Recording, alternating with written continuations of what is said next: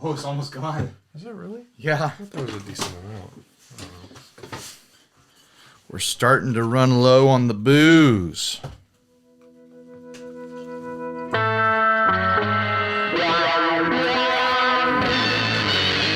Da da da da.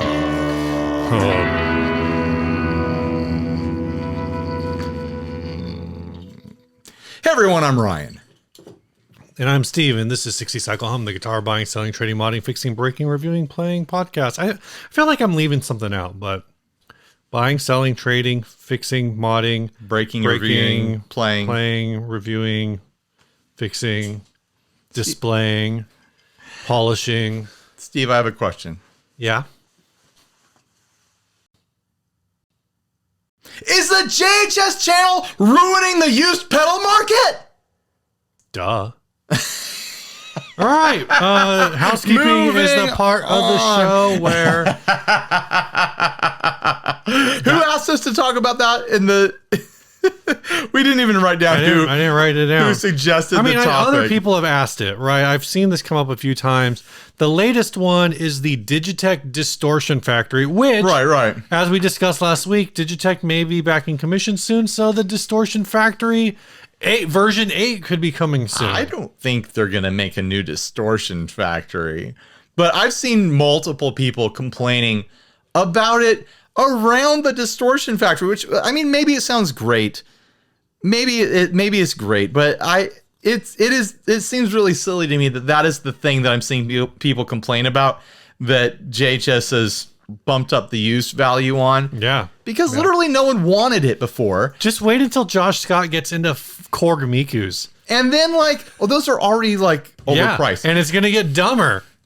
But no one wanted it. And now people are angry because it's more expensive. So everyone else wants it, and they're angry because they want it too. But now it's more expensive because everyone wants it. It's like you people are feeding your own problem. Yeah. Do you realize that the reason you're angry is because you want it, and there's enough other people who want it now too because of watching Josh make a video about it. That is the thing that's making you angry, because so many people want it that now it's more expensive. So this pedal's been around forever, and it looks like basically since all of this has happened, there's 605 listings on Reverb. And if you reverse sort them, it looks like of that 605 sold listings, 1, 2, 3, 4, 5, 6, 7, 8, 9, 10, 12, 13, 14, 15, 16. And maybe by the time this episode airs, this will all be blown over and they'll be back to being $60 again. 22 people have paid for a Digitech DF7 that was listed at $200 or more. Not saying they paid that much. Right. But that's what it was listed for. 22 of the 605 that have sold. And that's just Reverb. That's not eBay and stuff. Yeah. Now, but it's that's not...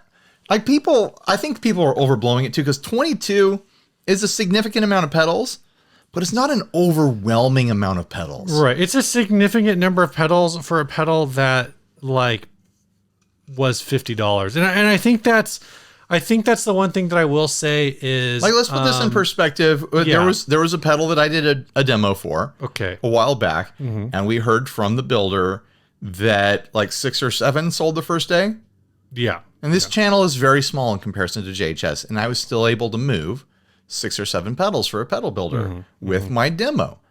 That's not unusual. 20-something pedals moving after a large channel covers them, that's not unusual. But the fact that it's a used thing where the price fluctuates with demand, that is the thing that people are upset about. I don't... So where I'm kind of lost, and I haven't really tracked it.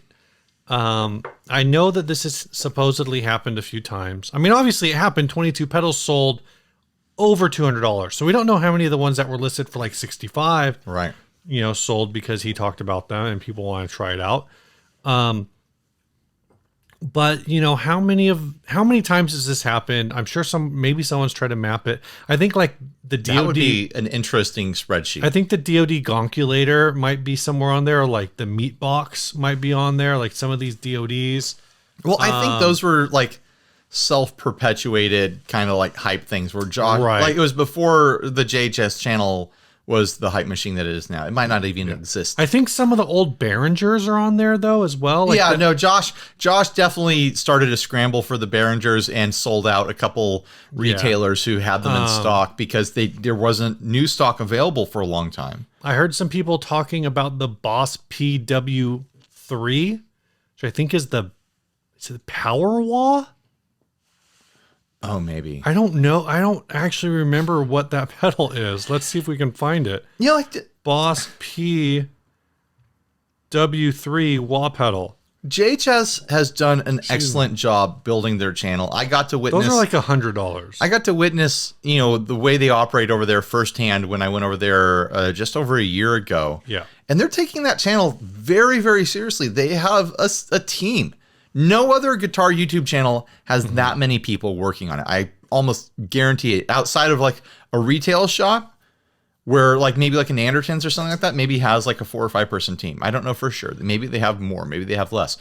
But JHS has a small group of employees working on that video channel full time. Everything that happens on this channel is I'm shooting, I'm editing. It's a one person job. To make the JHS show happen, that's like 4 people, not including Josh. Like, are you familiar? I know you are, but for the sake of the conversation, I will ask you this. Are you familiar with the subreddit, Am I the Asshole? I think I am, but you refresh me. So, people go on this subreddit and they say things like, am I the asshole? My wife asked me to go to the store and to get yams. So I got real yams. She probably meant sweet potatoes. Oh, so you got the yellow ones instead of the orange ones? Yeah, I got the yellow ones instead of the orange ones because she said yams. So I just got yams. They're still delicious. And when I got home, she was like, why did you get these? You should have known it's Thanksgiving. You were supposed to get sweet potatoes, but we call them yams because it's Thanksgiving. And we got in a big fight. But am I the asshole? Because I did exactly what she said. Like people will post stuff like that. But my version of this is, in this context is, would be r/am I the idiot? These prices are going up, but you don't need a Digitech distortion factory. You didn't need it before.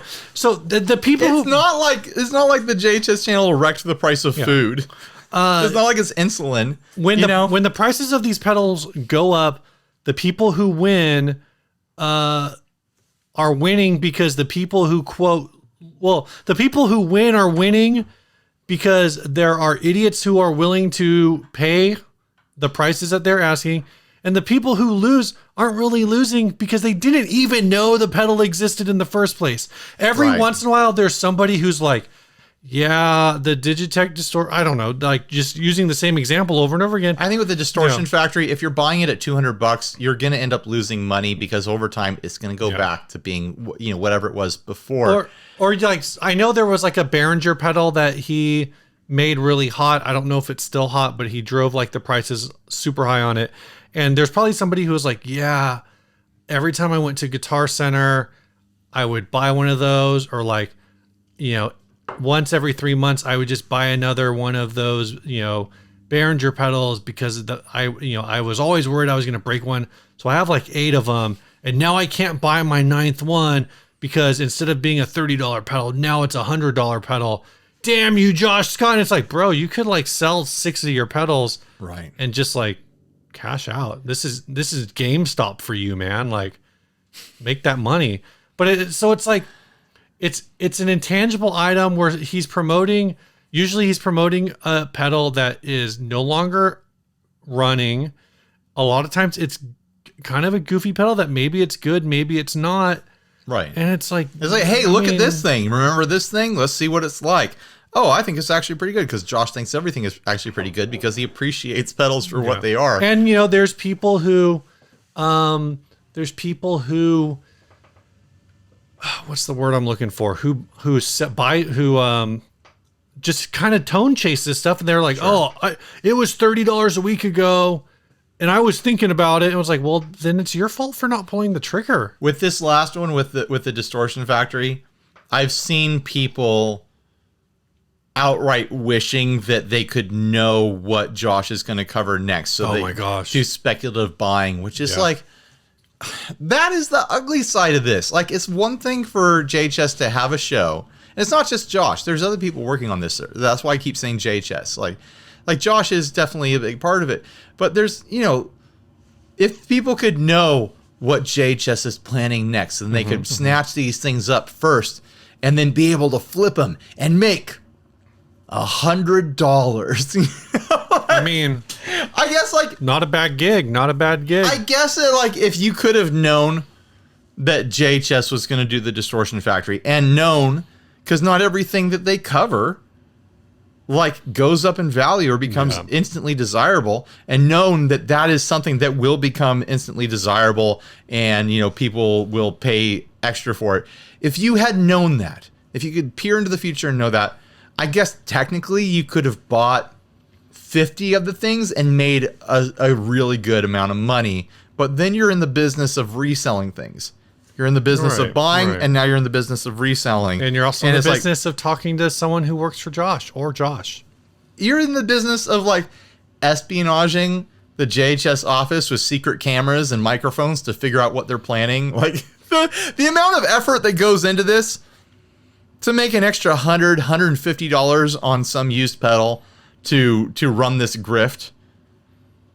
And there's people who probably think oh, JHS employees are buying up all these pedals before the episodes go live so that they can corner the used market. There's probably, I vaguely remember seeing someone insinuating that.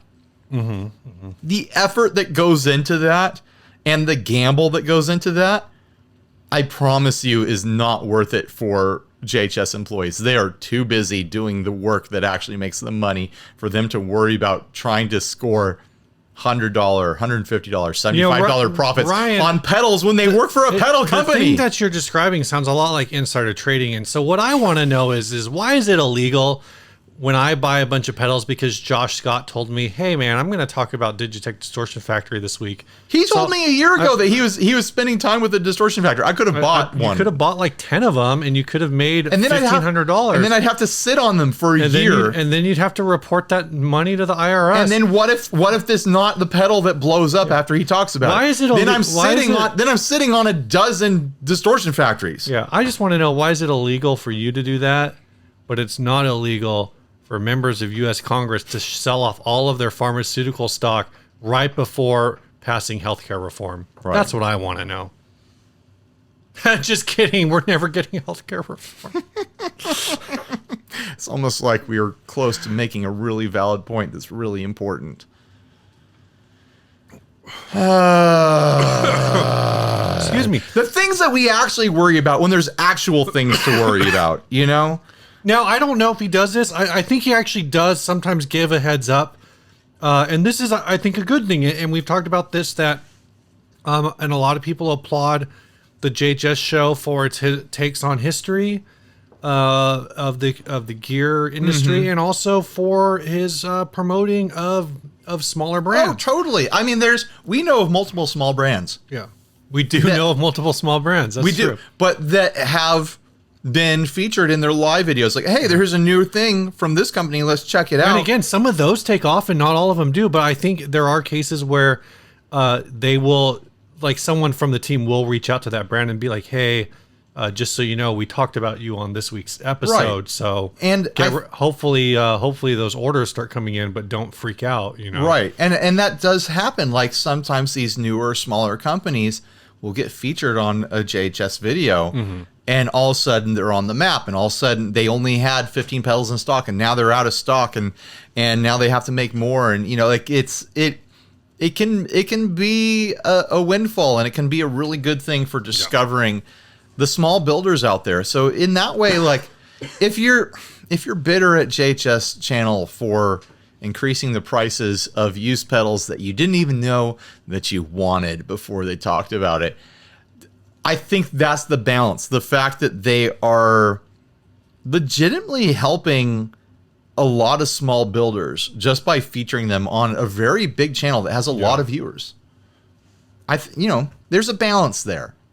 For the most part, I think it's kind of goofy to dumb. be mad about. It's dumb to be mad about it. Like, there's so many other things to be mad about. And, you know, I'm sure our comment section is going to be full of people who have things that they're mad about. I think it's fun that they can do that, honestly. I think it's fun that every once in a while he mentions a pedal and everyone's like, oh, I got this because of this thing. And it's like, did he ever make that happen with La Metals?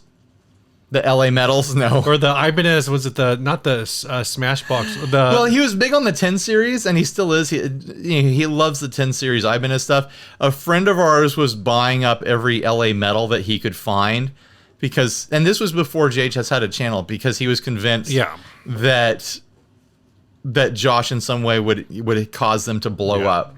And I owned one for a while, and it was good. It was fine. It's like a rat variation. Yeah. But I never saw it like add any value, you know. Even like after Josh was in love with the 10 series stuff and videos and stuff, like I never saw it go up in value. I think some of them have. Some of the weirder ones. And I had the 10 series delay, which was a lot of fun, but yeah, it's fine. I don't know. You got anything else on this? If you wait long, you do. If you wait long enough, stuff goes back to its normal price. And if you bought it when it was high and then you sell it when it's low, you lost money, but you got to try something.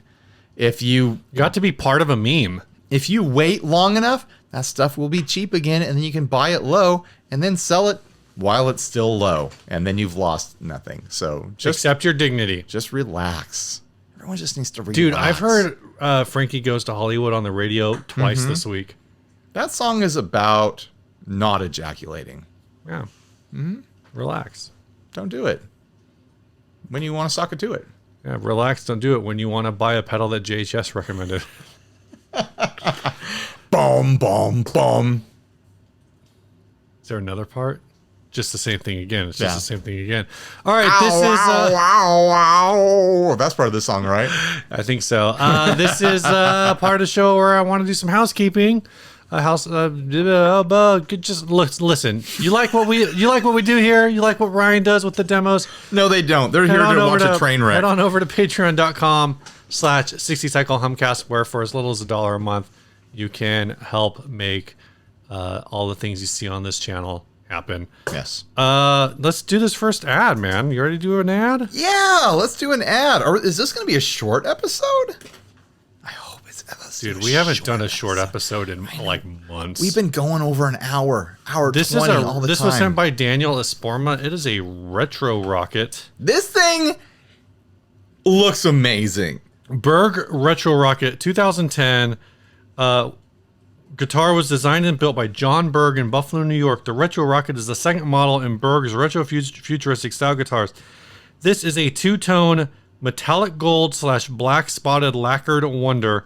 The electronics are triple pickup Strat style single coils, volume, tone, 3-way switch, push button activation of the middle. Oh, that's neat. Push button activation of the middle pickup. The bridge is a Strat style trim. The neck is a maple 22 fret, 25.5 scale length, lubricated. Has a lubricated Delrin nut and recessed rocket headstock. Oh, help with behind the neck bends. That's a neat idea. So it's a recessed headstock. So it's kind of doing the it's kind of doing like the Gibson angle thing, but instead it's recessed to achieve that.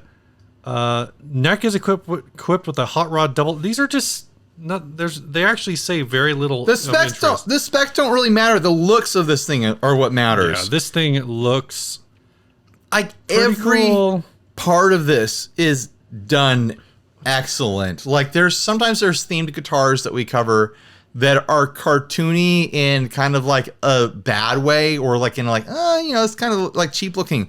Like this is cartoony and like chef's kiss. It is so perfect. And it's not cartoony in a sloppy way. Every detail is really well dialed in. Multiple different materials for the pick guard melding together in perfectly cut ways. Custom knobs and little appointments and things like that. The two-tone body, the shape of it is fantastic. Yep. Like this is me nerding out as an artist right now.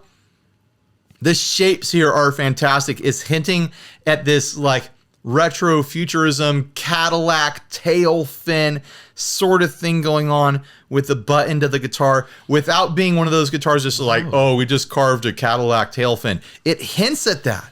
It puts your mind in that direction, takes your eye that direction while still being a really good shape and dimensionality for a guitar. The output jack is like a little, like an engine. Oh my gosh. Like a rocket.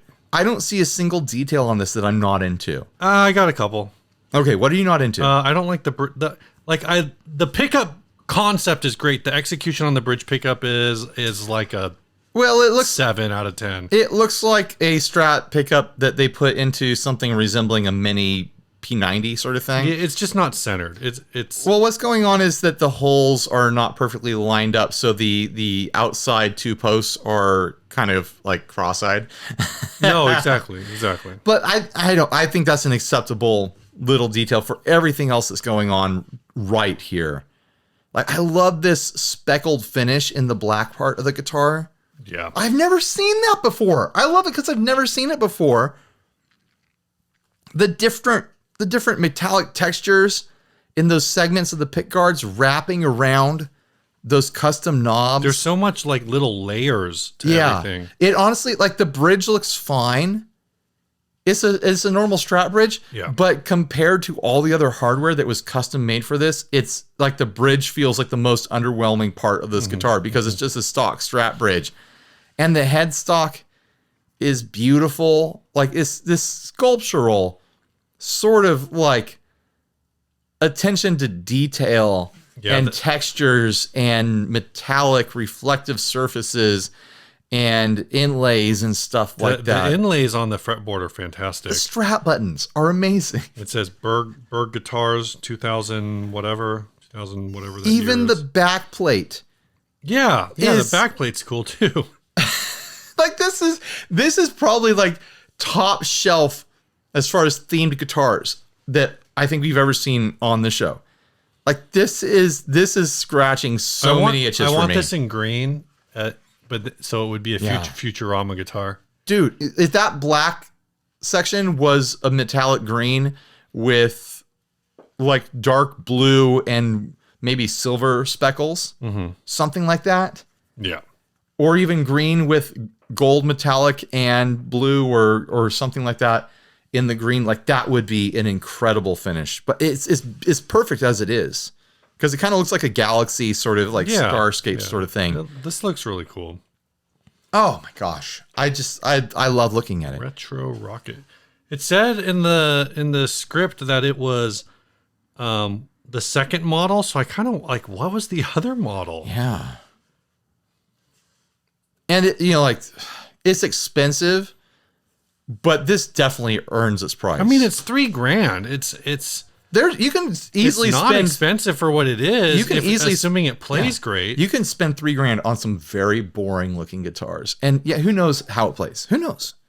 I mean, everybody and their mom is drooling over the freaking Veritas ripoff of the First Act VW guitar, and that thing's $3,000. Give me a freaking break. Steve's got a hot take. I just can't see take that hot take to Twitter, Steve. I just can't see a segmented pick guard without thinking of the First Act VW. Reverend just put out the new Billy Corgan, and it doesn't have the segmented pick guard, and it looks so much better. Oh, really? Yeah, it looks way better. I love a segmented... Wait, hold on. Ryan, did you look at the new Reverend Billy Corgan and think, you're the one for me. You're all I really need. That is a great song. Those are the only words in the song I know. So. Maybe I think it's great because I grew up with it, but now I want to hear it. Zoomers, what do you think about the Smashing Pumpkins? Are they a good band, or are you like, why do older people listen to this nonsense? Why do you think we have Zoomers listening to this show? I know, right? Zoomers. People who are half our age. What do you think? When you get old enough to listen to this podcast. Oh my gosh.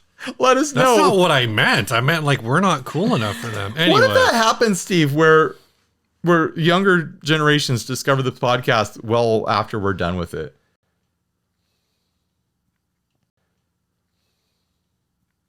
I don't think it's going to happen. No, I don't think people really discover podcasts after they end. No, it's kind of like you go to the grave. Yeah. Once your podcast is over, it's over. Yeah, $3,000. It's, I wouldn't normally say this, but it seems low.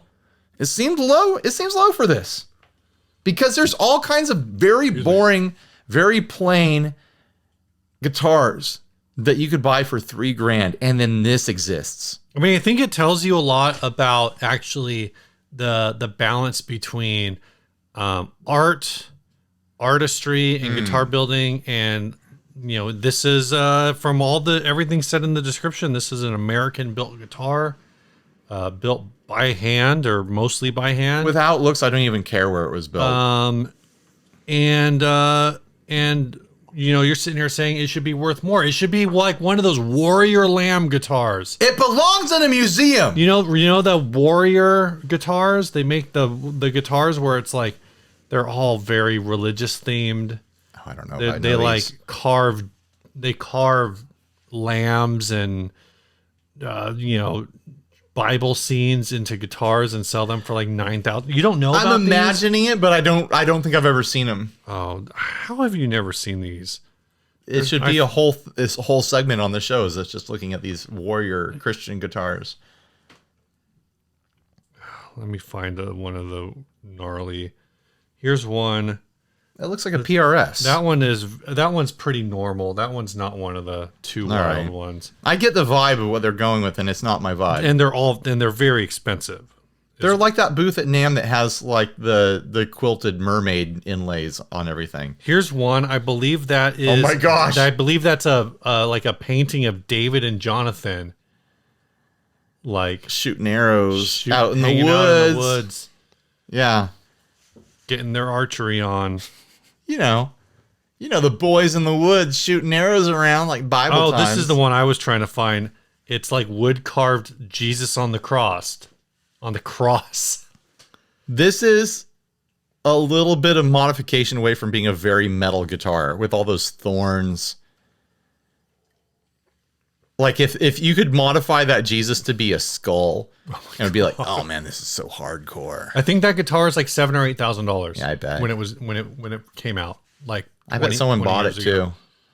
So all the people that wear, like the guys that wear the God's Gym shirts with the sleeves cut off. Oh my gosh, that's who's going to buy this. We're talking about.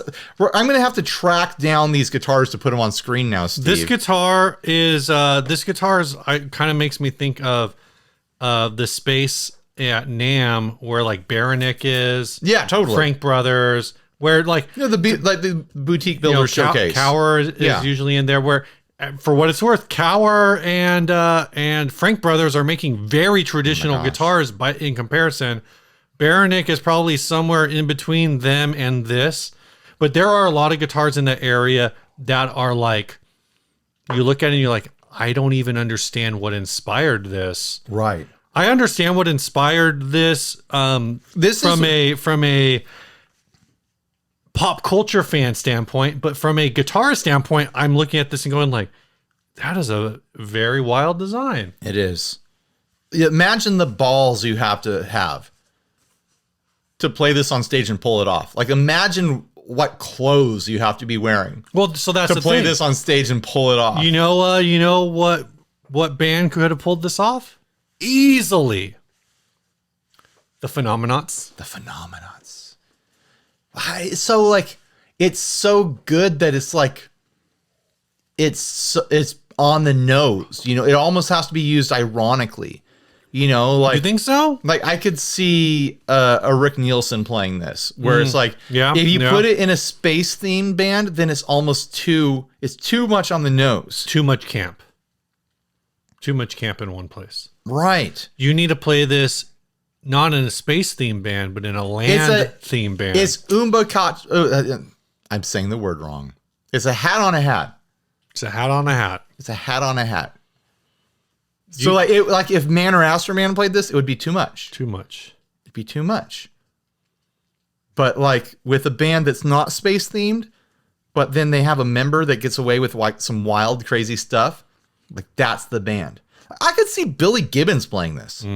Yeah. Or like I could see like a Brian Setzer playing this. Oh yeah, totally. Or you got that throwback, but it's like you're throwing back in 2 different directions at once. And you thinking about like space bands made me think about Space Jam. Space Jam DVD? Space Jam DVD. Space Jam DVD, Space Jam DVD. Speaking of Space Jam DVDs, you know who may or may not... Harmonize with me. Space Jam DVD, Space Jam DVD, Space Jam DVD, Space Jam DVD, Space Jam DVD, Space Jam DVD, Space Jam DVD, Space Jam DVD, Space Jam DVD, Space Jam DVD, Space Jam DVD. You know, Ryan, who might have a Space Jam DVD and might not are the guys over at Chase Bliss Audio. Oh, you mean the sponsor of our little program here? That's right. That's right. They make this pedal The Habit. It just came out. Oh, boy. It is wild. How wild is it that this pedal just came out and you have serial number 3,193? I wonder if those serial numbers are, if that's the actual count or they're just if like the first 2 digits stand for something. Or like one of the digits stands for like third batch. You know what? Do you have a mood? Yeah. You have both the mood right and back the there. blooper. Yeah. Tell me what serials I have on those, Steve. Well, Ryan. The serials might be on the boxes. The pedals don't have serials. Oh, shoot. I think these came in as like launch demo pedals, so they might have been pre-serialized. Interesting. So I think the serials might be on the boxes with those. Okay. But yeah, I've got serial number. What made me think about that? 3,193. Because you were saying like, well, maybe it's not 3,193. Maybe it's a series, and I know they did mention that. Maybe it's counting down until they like. It starts high and it counts down until they stop producing. I know there was in one of the videos they said that The Habit is like the 3rd in a spiritual series with the blooper and the mood. Right. So I thought like maybe if the blooper was whichever one was first was like a 1,000 number and the other one was a 2,000. I'm going to say something. But then you could only bold. make 1,000 of each, and they definitely made more than 1,000. I'm going to say something bold about this. Okay. I think be bold, Ryan. Be strong. In this trilogy of pedals, yellow, pink, and blue, I think The Habit is at its core the most conventionally usable. Even though like in a lot of videos it probably seems like it's the freakiest. Right. It's way easier to dial this in to be a normal like delay pedal sort of thing, where these want to be loopers. They want to be granular noisemakers. They want to be freaky deaky. And this wants to be freaky deaky too, but at its core, you can dial it in to be a really normal run-of-the-mill delay, and then you can slowly eke in little freaky glitchy things or just go all the way full-blown glitchy. But I have a feeling that this is going to live on my board for a while, and I'm going to get some real practical use out of it, where these, I pull them out when I want to get experimental, when I want to like explore sections of my brain that have never experienced audio sensations before. Like these are what I grab, and I can get in that territory with this as well. But yeah, it's way more conventionally usable at its core. So if you want to be like Doja Cat and get freaky deaky, head on over to chaseblissaudio.com and buy The Habit. There you go. Buy 2 of them so you have them in stereo. What's new, Ryan? Buy one for the future, just in case JHS covers it. Oh my gosh. And doubles the price, and then you'll be rich. It will have been worth the investment. Listen, guys, going back to the JHS thing, if all you want to do is get ahead of the curve, you have to buy every pedal. 10 of every pedal that was ever made. And then when he covers a pedal that was made before, you're sitting on gold, baby. Boom. I want like a judge's gavel at the end of a thing. Dun, dun. All right, man, what's new? Oh, what is new? I mean, at this point, we're full-blown into publishing Guitar House content, so I hope everyone's enjoying that. It took a little while to get everything set up to have that happening, but I'm sure all sorts of videos are out by now. We didn't really talk about Guitar House at all last episode. But I worry that, like, people are going to get sick of hearing about it because, like, for a lot of all the videos and whatever. Because all the videos and a lot of us that were there are publishing about it on social media a lot because honestly, we had such an amazing experience. Like, a lot of the people that were there, a lot of the channels that were there, it really just me and Perfecto and Sean Pierce Johnson are the exceptions there. But the other channels that were there, this was their first guitar YouTuber event. Right.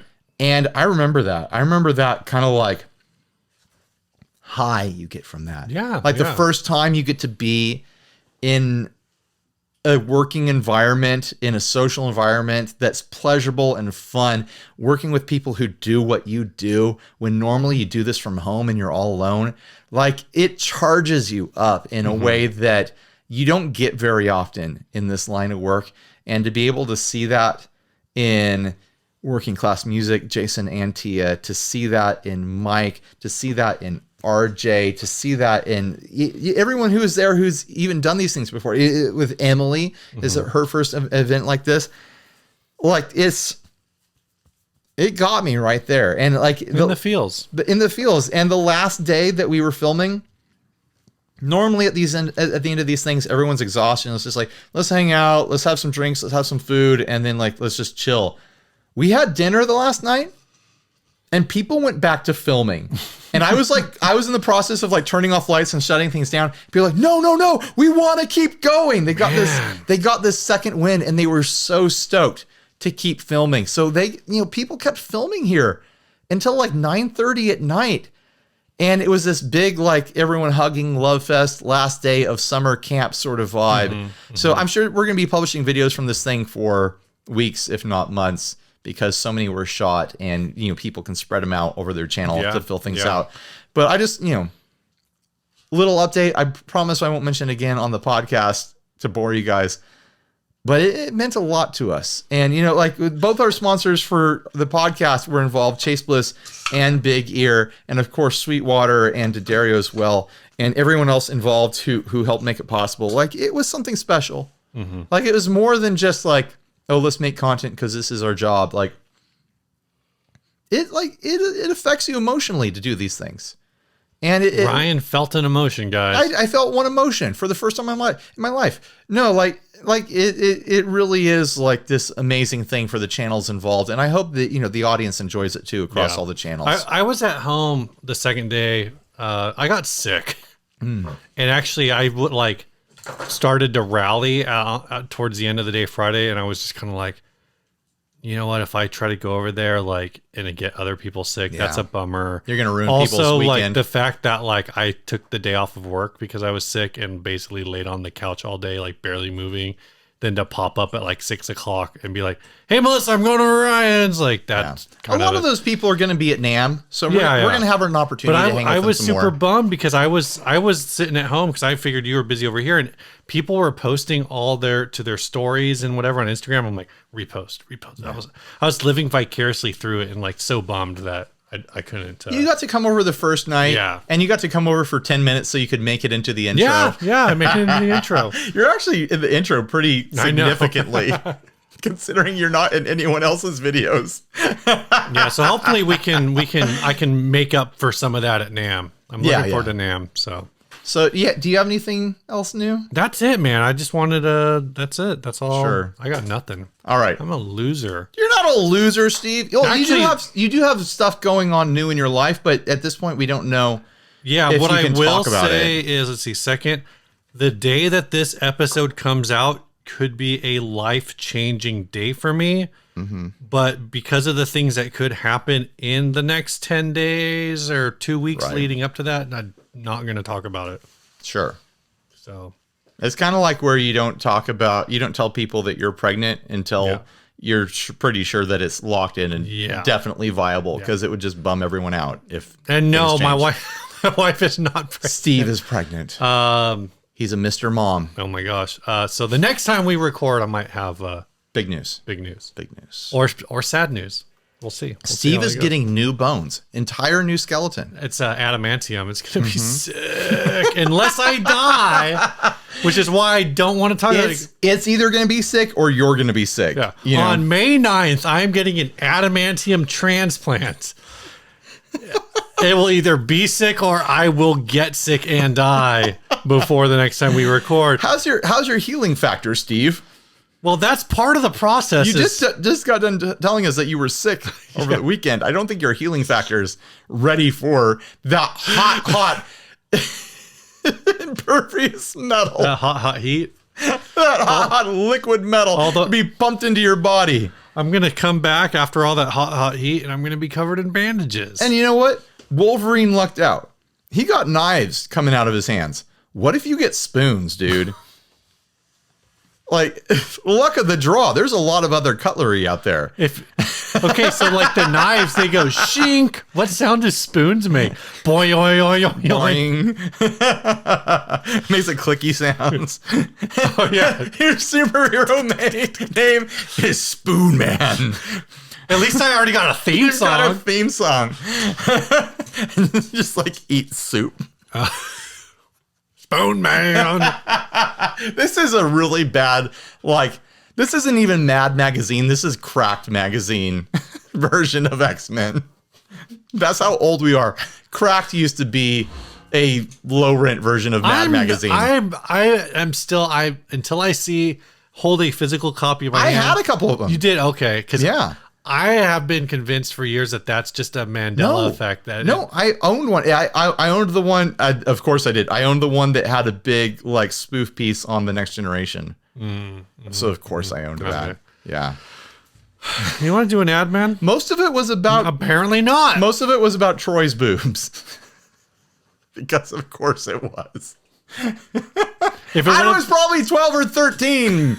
If it would have come out like 3 years later, it would have been about 7 of 9's boobs. Sure. I do think it predated Voyager. Yeah. Well, if it was about, yeah. I bet I could look up which. If you were 12, it definitely would be. Voyager didn't start until what, 95? Maybe 94. It might have been in there. It might. I don't know. I'd have to look up the issue. It might have had. No, because 7 didn't come until later. So that's right. She definitely wouldn't have been in there. Even if Voyager stuff was in there, she wouldn't have been in there. Spoon Man's real secret power is figuring out whether or not 7 of 9 is in a synopsis of Star Trek based on the date of the year published. No healing power, just trivia powers. Very specific trivia powers. Oh my God. I bet there is an X-Men that has trivia powers. I hope so. He's like a level 1 mutant. Have you ever thought about that? Like, so I don't get into the comic books, so I'm sure someone will be like, "Oh no, you're wrong about that." But they always talk about like all of these, like, oh, Reed Rich, like who's smarter, Reed Richards or Tony Stark, or this other guy, or all of these like super intelligent, like that are inventing Peter Parker, Doc Ock, like all of these super geniuses. The smartest comic Green Goblin is probably Heathcliff. Why's that? He made friends with the man-eating giant. That's a smart move. And he also like terrified the neighborhood. Yeah. So two skills. He knows where his allegiances are, and it's not with the human beings, it's with the giant. Yeah. So my thought is like you always see these things and they're always like, oh, well, the Avengers, the whole thing is like, oh, all this thing. Where's the Avenger who's like, oh, yeah, you think you're real hot shit, Tony Stark? Well, who led the 1941 New York Yankees to the fucking World Series, bitch? And then Trivia Man shows up. I know. Yeah. I know about Star Trek. I know which Star Trek was running when that happened. None of them? I know which episode of Star Trek visited that game.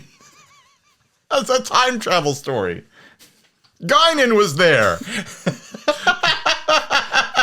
Turns out Guinan was the one who told Branch Rickey to sign Jackie Robinson. All right, let's do some more guitar content.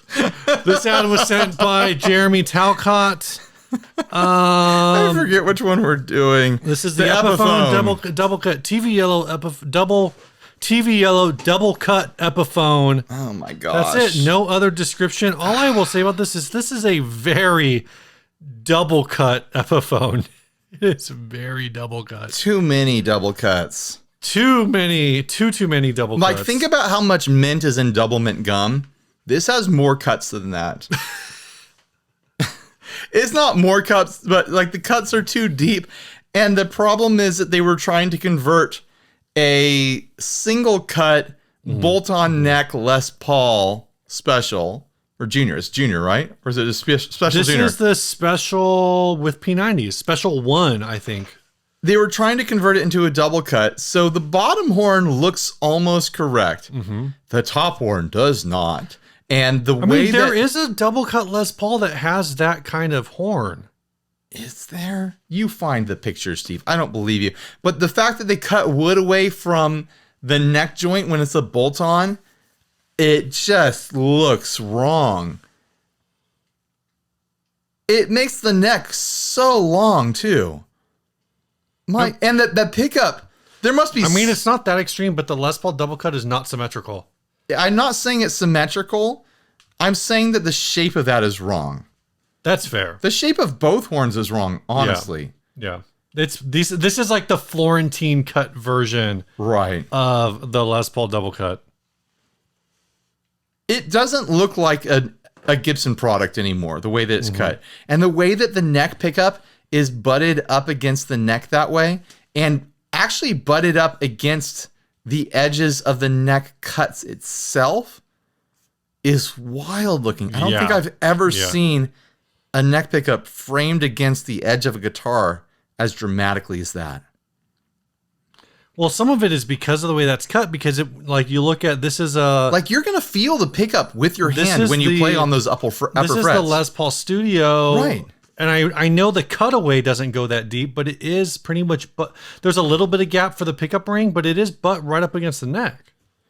Like the pickups are. But that's because it's meant to be designed that way. Yeah. There's no wood left around this this neck heel because it's all pickup. There's no wood left to hold the neck on there. Like, it's holding on by like a half of an inch of wood by like 3 inches. They describe this as TV yellow, but I think the picture's just faded. Like white.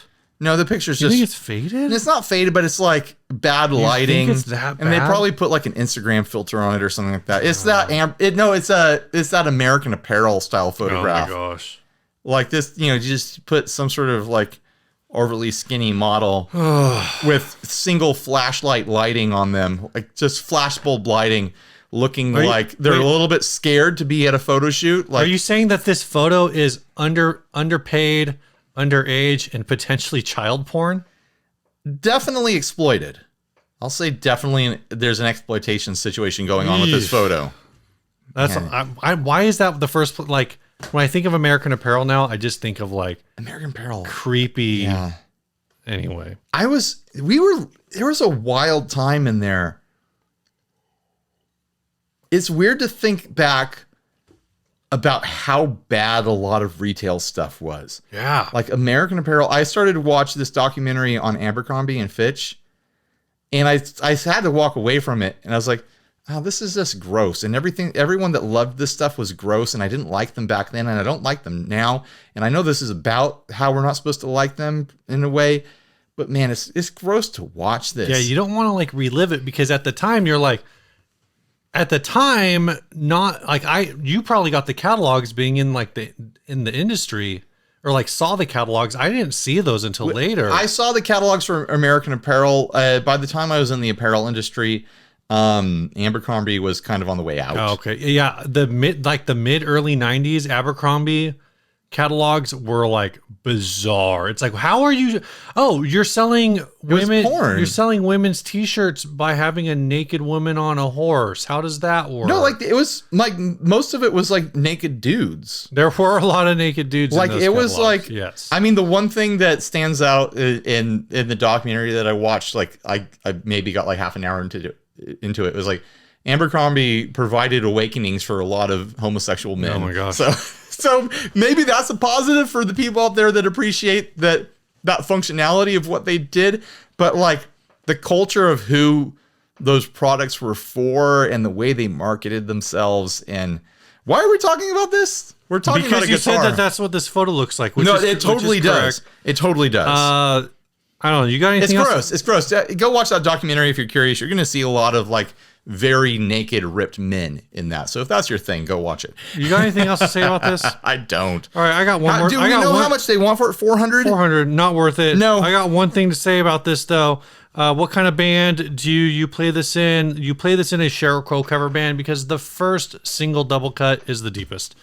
All right. Oh my gosh. This last ad was sent by... I was going to say you play it in a Clash cover band and you smash it. Oh, there you go. To reproduce that iconic album cover. This last ad was sent by RR. Who is this mysterious RR? And this, Rich Richards?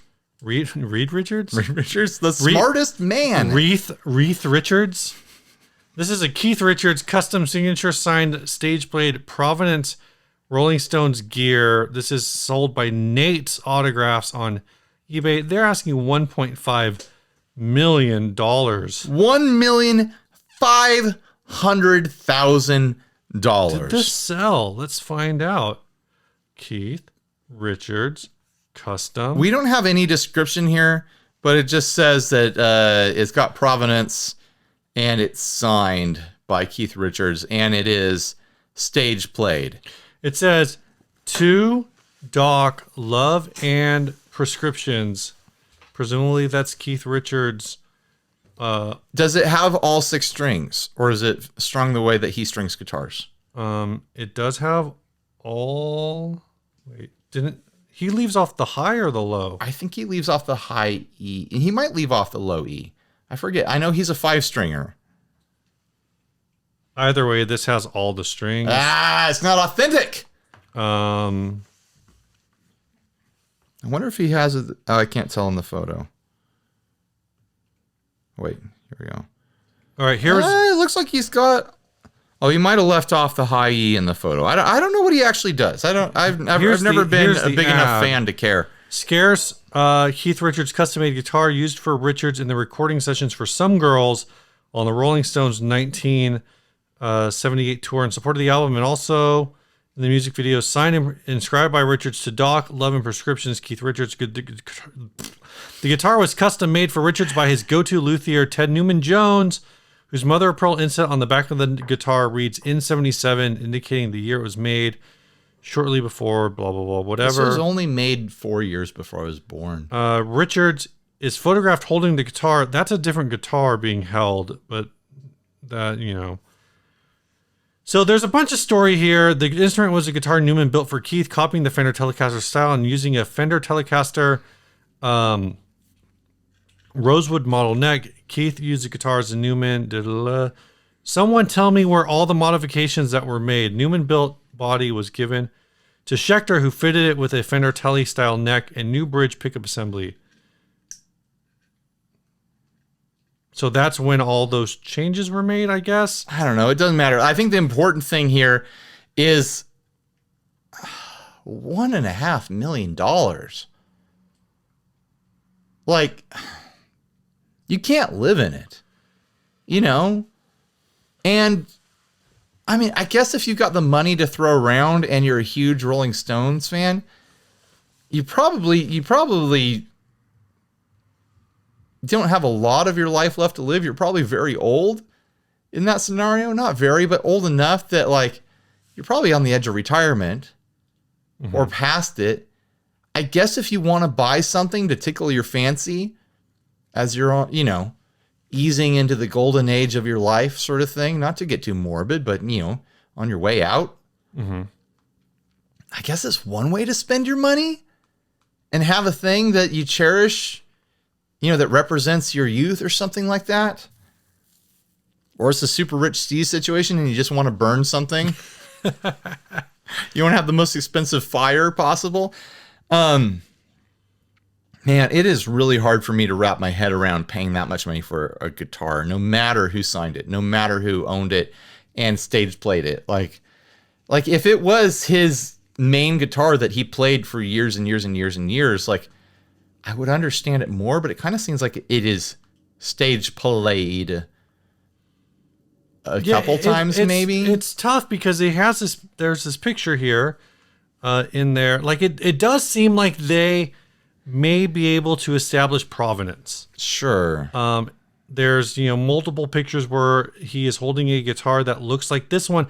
However, one of the keys to the story is that this guitar was given to Schecter, who in the 70s and 80s was like a high-end hot rod shop. Yeah. To do, and then Schecter did these modifications, et cetera, et cetera. So then it kind of loses it there because the guitar in the pictures does look decidedly different from the guitar that you're getting. Namely, again, the body and all that is looks the same, but it says Schecter bridge, but the pickups are different, or at least one of the pickups is different for sure. And the bridge is different. No, the person, so those are replaced. The person buying this doesn't care about the hardware. Right. They care about it being in the same room and being held by a Guitar Hero. Which it does seem like it establishes that. So the other thing is to establish the provenance, they say like this was from the Some Girls recording sessions.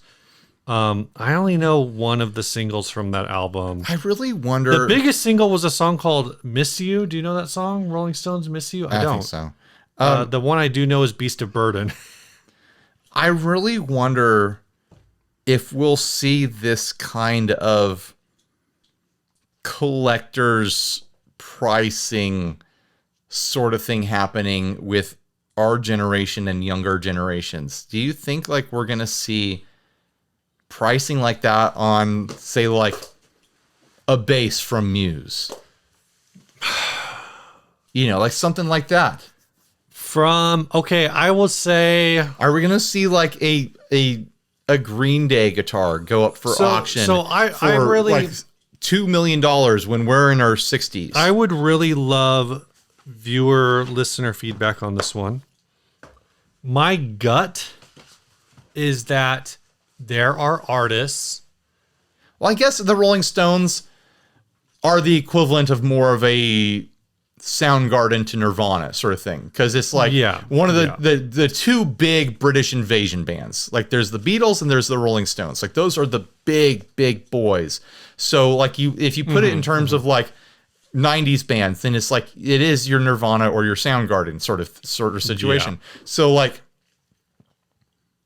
I could see a Kurt Cobain guitar going for significant money like that. Yeah, I could. But I'm having trouble imagining a Soundgarden guitar going for $1.5 million. Well, because I think the thing is that with Soundgarden, you don't think of there's not a guitar. At least to me, there's not a guitar.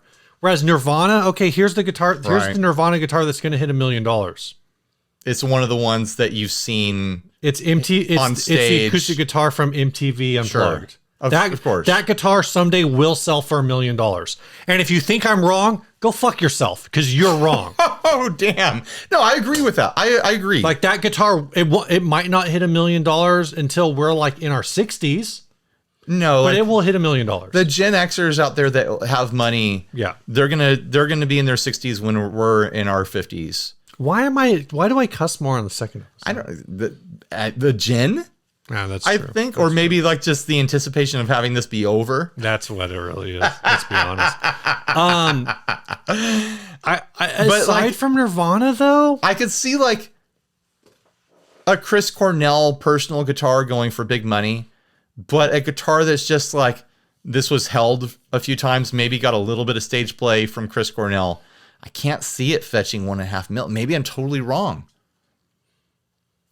We'll see. We'll see in the next 2 decades. And the difference here is like we're talking about a Keith Richards guitar that is at this point in time like 45 years old, right? Something like that. And those are or the at least ones. the provenance traces it back 45 years. So what guitarist from like in And it came from a later era. And then they were still making really good music in that era, but it did come from a later era. Like if it was a guitar that Keith used in the 60s, I would feel like that number makes a bit more sense. It's kind of like late Rolling Stones. It's not prime Rolling Stones. Right. Where like, and that's the thing with a Nirvana guitar is like, cut off at his prime. And the thing with the Beatles, they quit before they could suck. There are only prime Nirvana guitars. Right, where Soundgarden kept going. They didn't have quite the same tragic ending. Right. But basically the question you're asking is, and the problem is I can't think of an equivalent.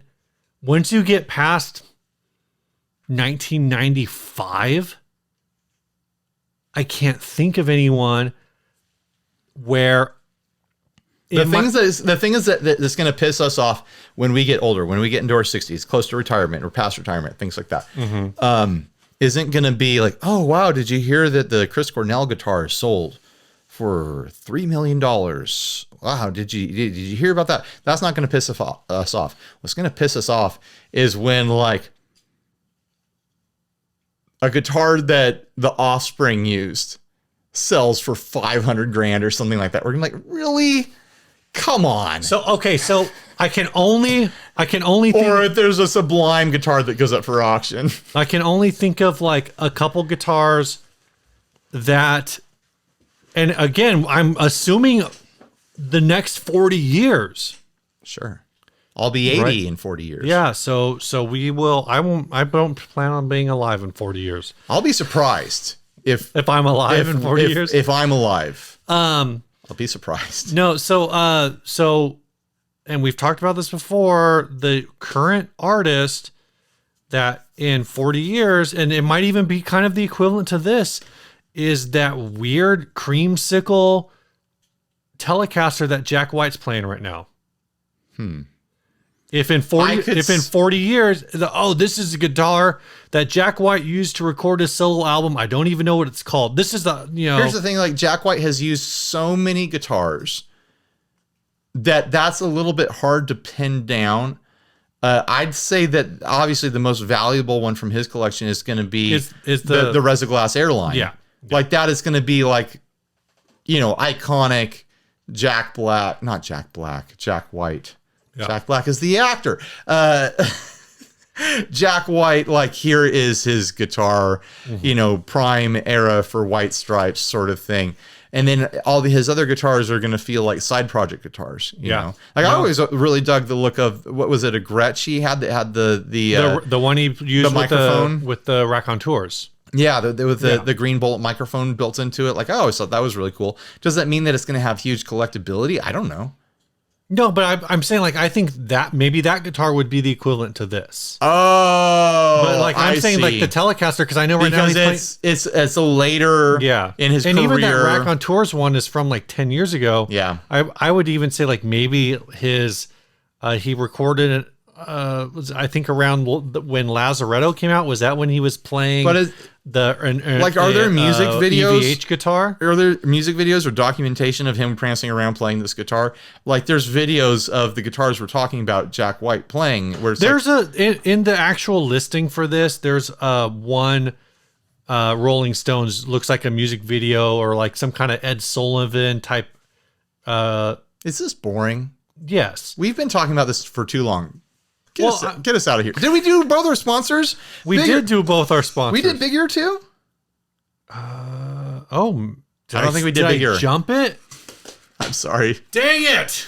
Guys, go check out Big Ear Pedals. I'm holding the L right now. I was watching a live stream the other night of Grant Wilson himself hand assembling L reverbs in his house with a soldering iron, installing the Belton bricks, doing the soldering, talking at the same time to the camera, being personal, being friendly, being a cool guy, because Grant is a cool guy. If you want to be a cool guy or a cool gal, get yourself an L. It is kind of like a really interesting combination of like a bouncy, springy style reverb mixed with like a lightly modulated, like ambient, kind of modern, lush sort of reverb. It's a really fun balance.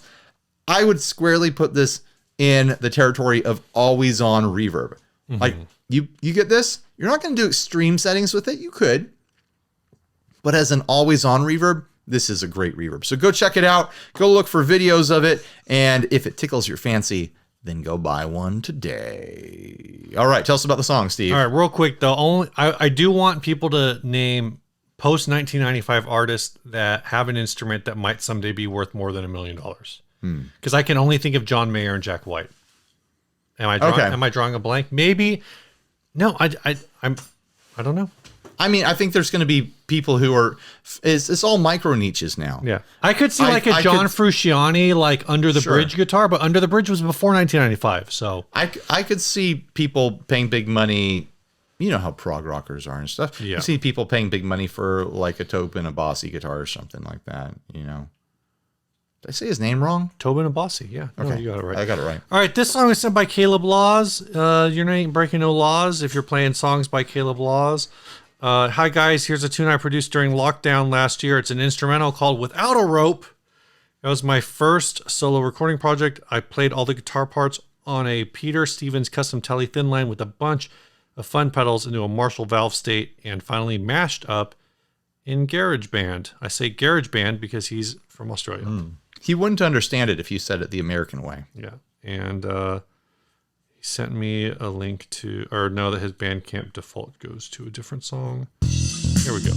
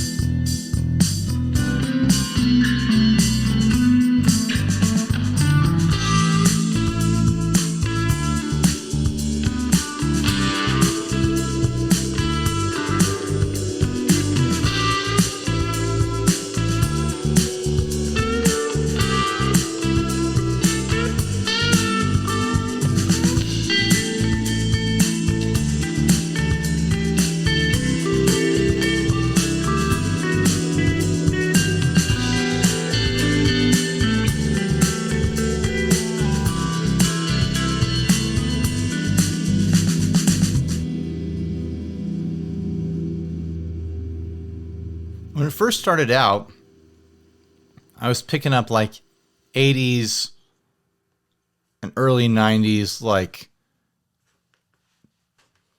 hard-boiled cop detective movie vibes. Yeah. And then it transitioned into like this vibe that shifted back and forth in between like a dark, gothy new wave to almost like a creamy blues sort of thing. Yeah. Like it was going But back it wasn't and forth. like, it didn't feel jumpy. But yeah, I could definitely see what you're saying at It was the like beginning. pulsing and and yeah. But then with the chorus or phaser or whatever it was that was continuous, it definitely had some like The Cure, A Forest vibes. like it's one of those ones where like you can't really tell, is this a major or a minor key? Because sometimes it's dark and moody, sometimes it feels upbeat and happy. You know, that's a fun vibe to it. Yeah.